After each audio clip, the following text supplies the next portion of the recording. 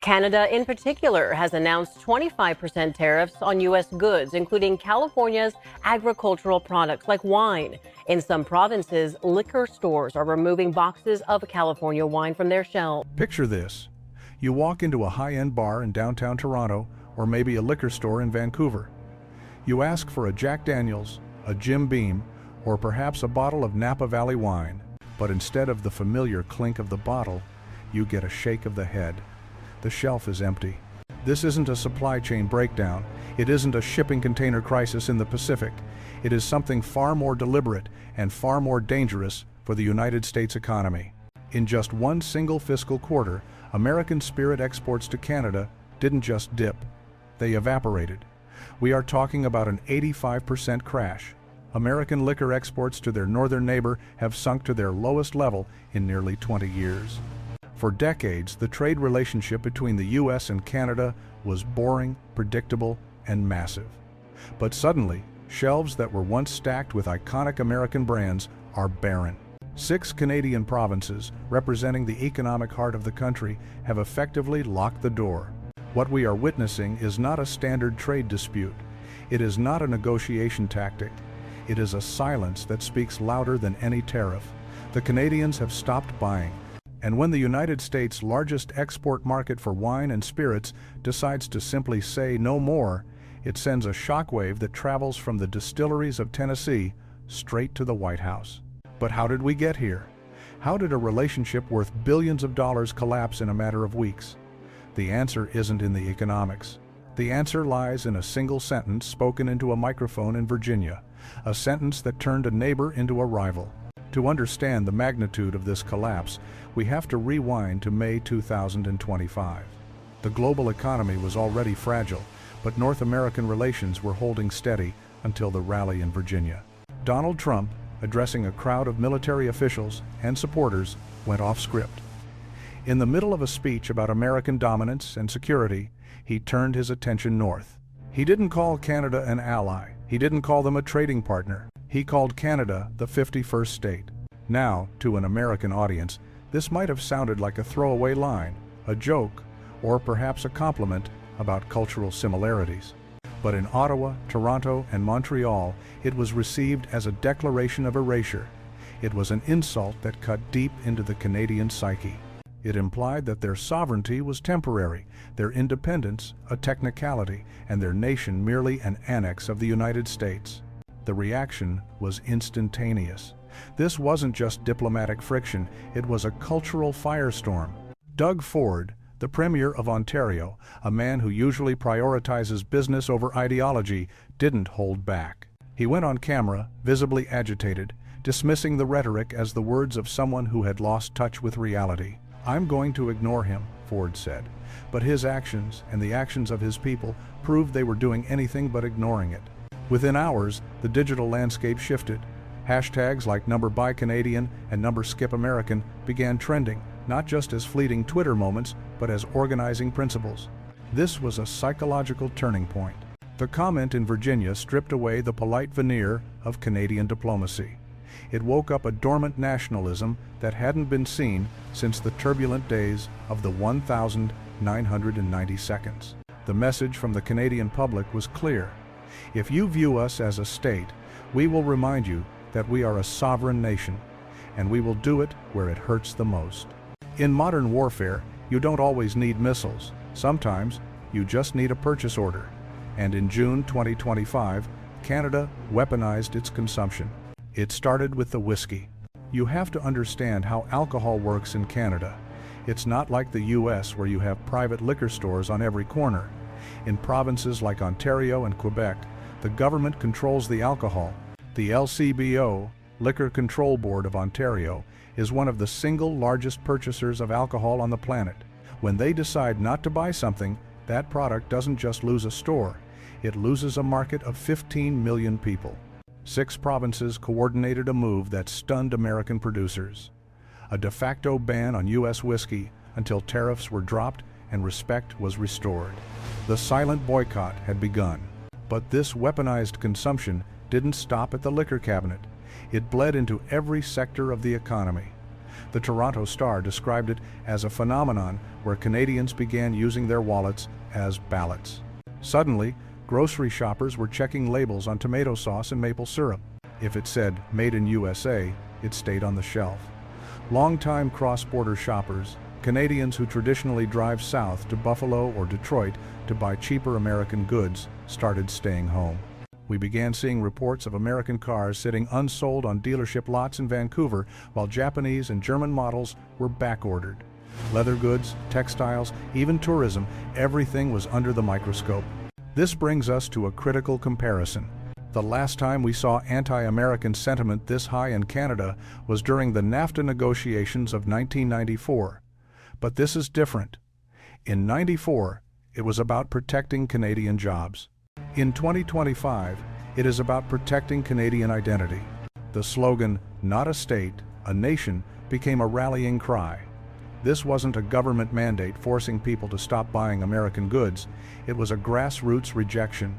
The Canadian consumer, usually price-sensitive and practical, was suddenly willing to pay a premium just to send a message to Washington. Meanwhile, the response from the U.S. administration was deafening silence. No apology, no clarification, just a shrug. To American producers, this was a catastrophe. They weren't just losing sales, they were losing a century of brand loyalty. They called it a crisis of trust. But just as the Canadians felt they were gaining the upper hand in this economic standoff, a piece of news broke that would shatter their unity and turn their anger inward. The betrayal wasn't coming from Washington anymore. It was coming from inside their own borders. But just as the boycott wave reached its peak, something unexpected happened. A blow was struck, not by Donald Trump, but from within Canada itself. In June 2025, Crown Royal, the country's most famous whiskey brand, a purple-bagged icon that sits on the mantle of Canadian history, made a move that stunned the nation. Diageo, the British multinational giant behind the brand, announced it was closing its bottling plant in Amherstburg, Ontario. They were taking the operation and moving it south of the border, straight into the United States. To many Canadians, the timing felt like a calculated act of treason. At a moment when national pride was at a boil, when consumers were actively rejecting American goods to protect their own economy, their flagship spirit was packing its bags and defecting to the enemy camp.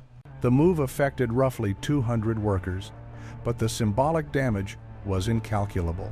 The reaction was visceral. Ontario Premier Doug Ford, already the face of the resistance, went viral with a moment of raw anger. He was filmed smashing a bottle of Crown Royal into the ground, publicly calling the company leaders as dumb as a bag of hammers. Labor unions threatened to pull all Diageo products from provincial liquor stores in protest. They framed the move as corporate abandonment, a sellout of Canadian identity for American convenience. Public opinion split almost instantly. Half the country saw it as a cold business decision. The other half saw it as a knife in the back. What began as a trade war against Washington had suddenly mutated into a civil war over loyalty. But beneath the outrage and the smashed glass, there was a secret. Diageo wasn't just running away. They were playing a game that almost no one understood. To the angry public, this looked like surrender. To global economists, it was a masterclass in the loophole strategy. Diageo's official explanation was clinical. They wanted to streamline the North American supply chain and cut logistics costs. But the reality was far more cynical and far more brilliant. Diageo wasn't actually moving the making of the whiskey. That was the trick. The grain, the water, the blending, the aging, the soul of the product would still be crafted entirely within Canada, in Manitoba, and Quebec. The golden liquid remained Canadian, but by shipping it across the border in bulk and only doing the final bottling in the United States, Diageo found a way to bypass the punitive tariffs. It was a logistical chess move in an increasingly protectionist economy. Economists called it sacrificing the shell to protect the core. By technically finishing the product on American soil, the whiskey became immune to the trade war taxes that were crushing other imports. It was a loophole that allowed them to keep selling to Americans without paying the price of being Canadian. While the public saw a betrayal of values, Wall Street saw a rare example of strategic compliance. The company had effectively erased its nationality to save its margins. But while Diageo was busy playing 4D chess with customs regulations, they underestimated one thing: the resilience of the market they left behind. As the dust settled on the Crown Royal scandal, something remarkable began to happen in the Canadian market. The liquor freeze on American goods turned into a golden age for domestic distillers. With American bottles gone from the shelves and Crown Royal facing a reputation crisis, Canadian consumers didn't stop drinking, they just switched teams. Suddenly, homegrown names like 40 Creek and J.P. Wiser's saw double-digit growth. By the end of the second quarter of 2025, domestic whiskey sales surged by 4.1%. But here is the real shock. Exports to the United States also rose by 2.8%. Why? Because in a chaotic trade environment, stability sells. Analysts called it the neighbor stability effect.